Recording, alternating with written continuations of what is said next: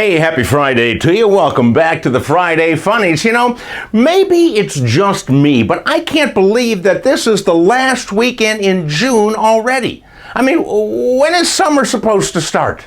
Because no matter where you live right now, you're experiencing a variety of meteorological oddities. Too much rain, too much heat, not enough heat, wind in the form of tornadoes, and the gas expelled from the political debates. I would like to see a weekend of normalcy, but I don't see that happening anytime soon. And if you watch the Walendas on the tightrope over Times Square on Sunday, you probably regret that that's 2 hours of your life you're never going to get back. I recorded the entire program and then I watched it in fast forward mode. Only took 5 minutes for him to go across the tightrope, and when Nick stepped over his sister, when it's played real fast, looks quite cool. Then to close out the week, we had two nights of Democratic candidate debates. This amounts to 4 hours of your life that you're not going to get back. I recorded this too, and surprisingly, when I played it back at triple speed, it made as much sense as it did when it was live. Well, the Friday Funnies are live this week, reflecting on the universal quality of man, and that would be stupidity. Necessity is the mother of invention. Now, this is a very famous adage currently attributed to Anonymous, but in reality, nobody really knows who said it. Anyhow, Christian Poncheval used this adage to create his latest convention. Christian, he lives in France, loves to dine on French food, or as the French call it, food, but it makes him gassy. At a meal with guests, he said, and I quote, "We were at a table with friends after a copious meal and we nearly asphyxiated ourselves with our smelly farts." End quote.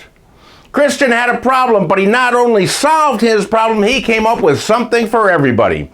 PiliOPet, I believe is the pronunciation. It's a pill that turns your stink of your farts into scents like violet, rose, ginger, and chocolate.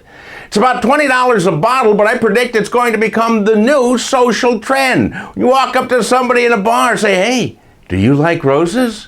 Here, pull my finger."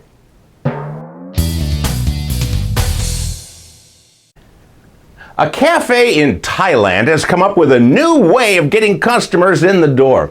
When you order a coffee at the Death Awareness Cafe in Bangkok, it comes with a free peek at the end, I guess. After a customer finishes their beverage, they are placed in a casket and the lid is closed. According to the cafe's owner, this experience is designed to help customers reflect on themselves and realize you can't take it with you. Give up your greed. And then when the lid is open, an assistant is standing there with a tip jar and he helps you out. Now, I don't know how long a person is left in this casket, but I gotta tell you, after I drink coffee, too much time in the box could cause some other problems.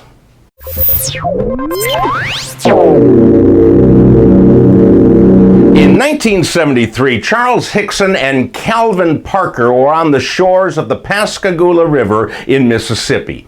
And they were there when a UFO appeared out of nowhere and pulled them on board. The aliens examined and probed them for about 30 minutes, then they returned the boys to Earth so that they could go on talk shows and write a book. This falls under the category of just general goofiness. But this week, the state of Mississippi upped the ante. A new historical marker has been erected on the point of the river marking the exact spot of the alien abduction. And right next to it is a box for donations to help cure gullibility. Hey, my friends, that's all I have for you this week. I hope you have a wonderful last weekend in June. Pass this on to your friends, and I'll see you back here next Friday.